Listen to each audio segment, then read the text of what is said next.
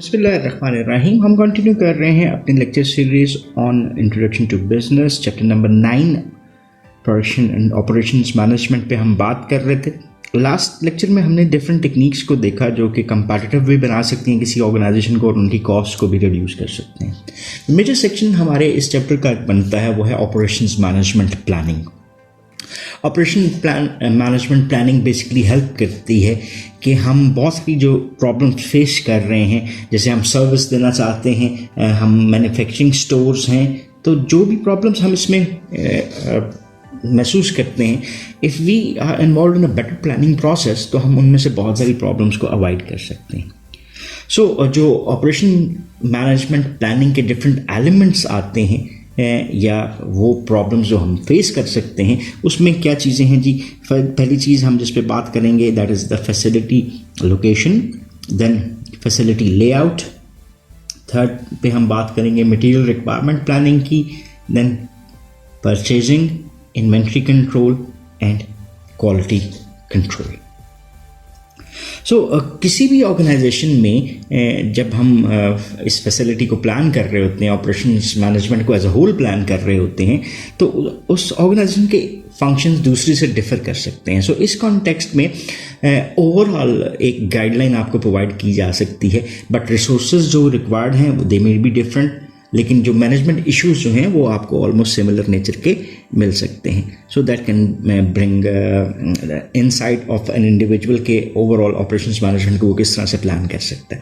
So one by one चीज़ों को देखते हैं। पहली चीज़ के ऊपर हम बात करते हैं that is the facility location. जो हम अपनी बिजनेस एक्टिविटी परफॉर्म कर रहे हैं और हमने अपने प्रोडक्शन सेटअप क्रिएट करना है, उसमें पहला एस्पेक्ट जो हमने कवर करना है वो है हमारी फैसिलिटी की लोकेशन क्या होगी। This basically covers the process of selecting a geographic location for a company's operation. जैसे for instance if I want to start my company and I will start my production in Lahore, तो ये एक geographical location होगी, और I will start my company in production sector in Gujarat, तो ये एक location की बात होगी। सो जब हम जियोग्राफिक लोकेशन की बात करते हैं कंपनी के ऑपरेशंस के लिए, तो we are talking about a facility location. Basically ये डील करता है keeping with the needs of to focus on customers. One strategy is to find a site that makes it easy for customers to use the company services and to communicate about their needs. तो पहला aspect तो क्या हो गया कि हम अपना customer के ऊपर फोकस रखें और उसी के मुताबिक अपनी फैसिलिटी को क्रिएट करने की कोशिश करें जहाँ पे हम उनकी नीड्स को बेहतर अंदाज में सर्व कर सकते हैं। अब ये आप खुद भी समझते हैं कि it might vary according to organization to organization. जैसे सर्विस ऑर्गेनाइजेशंस हैं वो अपने लिए इस फैसिलिटी को डिफरेंट अंदाज में देखती हैं, और जो कोई जैसे इंडस्ट्रियल मैन्युफैक्चरिंग फैसिलिटीज़ हैं तो वो इसको डिफरेंट अंदाज में देख रहे हैं। सो बेसिक जो कॉन्सेप्ट है वो है कन्वीनियंस ऑफ द कस्टमर, कि आपके ज़्यादा से ज़्यादा जो कस्टमर्स हैं वो उस तक पहुंच सकें। जस्ट एक एग्जांपल जैसे मैकडॉनल्ड्स की है, you can find a McDonald's inside some Walmart stores and gas stations. So जब आप वॉलमार्ट स्टोर पे शॉपिंग के लिए जा रहे हैं या किसी गैस स्टेशन पे ऊपर पेट्रोल स्टेशन के ऊपर फिलिंग के लिए रुक रहे हैं, तो you might find McDonald's inside those stores. अब हम फॉरेन अमेरिकन एनवायरनमेंट की बात कर रहे हैं, because customers orders and pay for their meals at the pumps and by the time they are filled their tanks it's time to pick up their food. So ये convenience आ गई किसी भी customer के लिए कि वो अपने टाइम को सिक्योर कर सकता है। So ultimate is convenience, and it is never having to leave home to get services. That's why there is so much interest in internet banking, internet shopping, online education and other services as well. So internet commerce is now using Facebook and other social medias to make transactions even easier. अब देखें facility location के हवाले से ये concept आपको वो थोड़ा सा डाइवर्ट होता हुआ भी नज़र आता है in context of using information technology. जैसे एग्जाम्पल है for brick and mortars retailers to beat such competition they have to choose good location and offer outstanding services. Study the location of service sector businesses such as hotels, banks, athletic clubs, supermarkets, and you will see basically most of successful are conveniently located. So आपको ये एक aspect इधर से होता हुआ नज़र आता है कि जब भी आप फैसिलिटी लोकेशन की बात करते हैं तो convenience is the first aspect. और जो बिजनेसेस आपको ज़्यादा सक्सेसफुल नज़र आते हैं, आप देखते हैं कि उनकी जो लोकेशन है वो एक की रोल प्ले करती हुई नज़र आती है। दूसरा एस्पेक्ट जो इसी का सब एलिमेंट हम जिक्र कर लेते हैं, वो क्या है? Facility location for manufacturers. यहाँ पे हमने फैसिलिटी लोकेशन के हवाले से बात शुरू की है।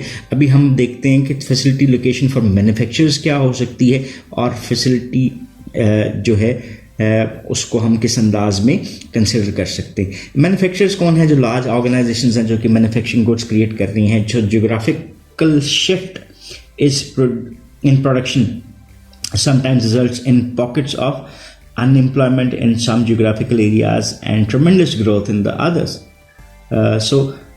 Why would companies spend millions of dollars to move their facilities from one location to another? ये क्वेश्चन बनता है।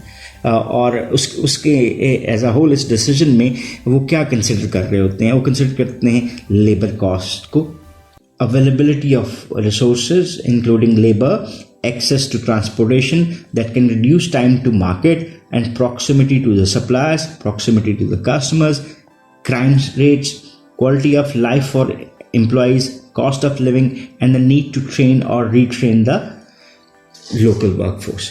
So अब कंपनीज क्यों मिलियन स्पेंड करती हैं, इतना पैसा खर्च करती हैं कि अपनी फैसिलिटीज़ को एक लोकेशन से दूसरी लोकेशन की तरफ लेकर जाएं? और ये डिसीजन उसके डिपेंडेंट आपको नज़र आते हैं कुछ फैक्टर्स के ऊपर जिनको हमने देखा। हल्का सा इसको डिस्कस कर लेते हैं कि पहली चीज़ उसने लेबर कॉस्ट के एट टाइम कुछ जगहों के ऊपर लेबर की कॉस्ट ज़्यादा होती है, कहीं पर कम होती है। अवेलेबिलिटी ऑफ दीज रिसोर्सेज के क्या जिन चीज़ों को हम मैन्युफैक्चरिंग के लिए एज एन इनपुट यूज़ कर रहे हैं या ऑल अदर रिसोर्सेज क्या वो उस जगह पे उस तरह से अवेलेबल हैं। देन ट्रांसपोर्टेशन क्या उस तरह से अवेलेबल है। सप्लायर्स की प्रॉक्सिमिटी हम कहते हैं नियरनेस टू द सप्लायर। अगर वो करीब हैं तो आपकी सप्लाईज की कॉस्ट कम हो सकती हैं। आपके कस्टमर्स जो हैं उसकी प्रॉक्सिमिटी अगर है तो वो रिड्यूस हो सकती है। ओवरऑल क्राइम रेट्स क्या हैं, यानी ओवरऑल इन्वायरमेंट क्या है, और जो वर्क लाइफ की क्वालिटी जो बनती है आपके लोगों की वो क्या होगी। देन डिपेंड करता है कॉस्ट ऑफ लिविंग के ऊपर कि वहाँ पर रहने की कॉस्ट क्या है। जैसे आपको नज़र आता है कि लार्ज मैन्युफैक्चरर्स उनसे हैं, दे आर डेवलपिंग कॉलोनीज ताकि वो अपनी मैनेजरियल स्टाफ को वहाँ पे रिजाइड कर सकें easily. So and the last thing is the how to train and retrain the local work force. So अभी अगर हम शिफ्ट की बात करते हैं तो बहुत हद तक आपको ये नज़र आता है कि लेबर हैज़ बिन शिफ्टेड और वो ऑटोमेशन की तरफ जाती हुई नज़र आती है। Smaller percentage of total cost in highly automated industries, जैसे अभी हमने कहा availability of low cost labour और the right kind of skilled labour remained a key reason many producers moved their plants to Malaysia, China, India, Mexico and other countries. So ये तो आपको एक aspect मिल गया कि जो ऑर्गेनाइजेशंस इंडस्ट्रियल ऑटोमेशन में involve हैं उनके डिसीजंस फ़र्क हो सकते हैं। वो जो लेबर इंटेंसिव ऑर्गेनाइजेशंस हैं उनके डिसीजंस फ़र्क हो सकते हैं। देन इनएक्सपेंसिव रिसोर्सेज एक और रीजंस हैं जिसकी वजह से ऑर्गेनाइजेशंस अपनी प्रोडक्शन फैसिलिटीज़ को मूव करती हैं। जैसे अगर हम बात करते हैं रिसोर्सेज की, we need water, electricity, wood, coal and other basic resources. तो उन ऑर्गेनाइजेशंस को जहाँ पर इसकी कॉस्ट कम महसूस होती है तो वहाँ पर उनके लिए मूव करना ईजी है, because it will ultimately reduce their overall cost. Then time to market एक और फैक्टर आता है कि डिसीजन मेकिंग में बड़ा इन्वॉल्व है कि जैसे जैसे मैन्युफैक्चरर अटेम्प्ट करते हैं ग्लोबल कंपटीशन की तरफ, so they need sites that allow products to move quickly at the lowest cost so they can be delivered to the customers first. So जहाँ पे हम इजीली हाईवे को एक्सेस कर सकते हैं, रेल लाइंस आपके पास हैं, वाटरवेज हैं, एयरपोर्ट्स हैं। सो ये टाइम टू मार्केट को रिड्यूस करने के लिए जो फैक्टर्स हमें इजी लगते हैं तो मैन्युफैक्चरर्स वहाँ पे भी अपनी सप्लाईज, अपनी प्रोडक्शंस बनाना चाहते हैं। Then another way to work closely with the suppliers is to satisfy customers' needs is to locate production facilities near suppliers' facilities. जहाँ पे आपको वो सप्लायर्स हों, उनके करीब आप अपनी फैसिलिटी कर लें और आपकी कॉस्ट भी रिड्यूस होगी, आपकी डिस्ट्रीब्यूशन कॉस्ट भी रिड्यूस होगी, आपका कम्युनिकेशन ईजी भी हो जाएगा। Then quality of work life के ऊपर भी बात होती है कि किस हद तक उनके एम्प्लॉयज़ वहाँ पर जिस एरिया में प्रोडक्शन फैसिलिटीज़ हैं वहाँ पे ज़्यादा फैसिलिटेटिव नज़र आते हैं, and many more like these. Facility location, so taking operations management to the internet, इसको एक हल्का सा एस्पेक्ट देखें, हम फैसिलिटी लोकेशन की बात कर लेते तो अब बहुत सारे बिजनेसेस कहीं पे लोकेट नहीं करते, उनकी कोई फिजिकल लोकेशन मौजूद ही नहीं है, दे आर प्लेस्ड इलेक्ट्रॉनिकली। सो ये इलेक्ट्रॉनिकली प्लेसिंग अ बिजनेस से क्या मुराद है? इसको भी हल्का सा देख लेते हैं कि many rapidly growing companies do very little production themselves, instead they outsource engineering, design, manufacturing and other task to companies such as others, different companies की एग्जांपल भी दी हुई है, that specialise in those functions. So ये एक नया relationship create कर रहे हैं with the suppliers over the internet, making operations management an inter-firm process in which companies work closely together to design, produce and ship products to the customers. So ये inter-firm जो operations हैं वो आपको future location देते हैं. So manufacturing companies are developing internet focused strategies that will enable them and others to compete more effectively in the future. So these changes are having a dramatic effect on operations management as they adjust from one firm system to an inter-firm environment, and from a relatively stable environment to one that is constantly changing and evolving as well. So facility location in the future आपको किससे effect होती हुई नजर आती है? IT से effect होती हुई नजर आती है. One way, इसको थोड़ा सा शॉर्ट करते हैं. One way of facility location in the future is telecommuting. Telecommuting हम कहते हैं जब individuals can work from home. So working from home via computer, जब हम information technology को utilize करते हुए घर बैठे काम कर रहे हैं तो that is what is called as telecommuting. So computers हैं, मॉडेम्स हैं, email, voice mails, text messaging, teleconferencing etcetera, ये फर्म्स को अलाउ कर रही हैं कि उसके एम्प्लॉयज़ को फ्लेक्सिबिलिटी में हम मोर एक तरह से फ्रीडम दे सकते हैं to choose location while staying in the comparative mainstream. So telecommunication, working from home via computer is a major trend in business. So companies that no longer need to locate near sources of labor will be able to move to areas where land is less expensive and the quality of life may be high. So ये एक option आपको नज़र आता है कि future में हमारे लिए शायद जोग्राफिकल लोकेशन की अहमियत थोड़े से मॉडिफाइड फॉर्म में नज़र आए in context of tele community. So एक और इंसेंटिव जो नज़र आता है to locate in a particular city और state is the tax situation there and degree of government support as well. आप समझते हैं कि एट टाइम्स गवर्नमेंट सपोर्ट करती हैं बिजनेसेस को by providing tax free zones. So आपके लिए वहाँ पर मूव करना मोर ईजीली हो, आपकी कॉस्ट को भी रिड्यूस कर सकता है उस लोकेशन पे जहाँ पे गवर्नमेंट ज़्यादा फैसिलिटेट करती है. तो government facilities are higher. So future आपको इस अंदाज में मूव करता हुआ नज़र आता है. देन हमारा दूसरा एस्पेक्ट है that is termed as facility layout. Facility layout is the physical arrangement of resources including people to most efficiently produce goods and provide services for customer. So facility layout आपका क्या बना?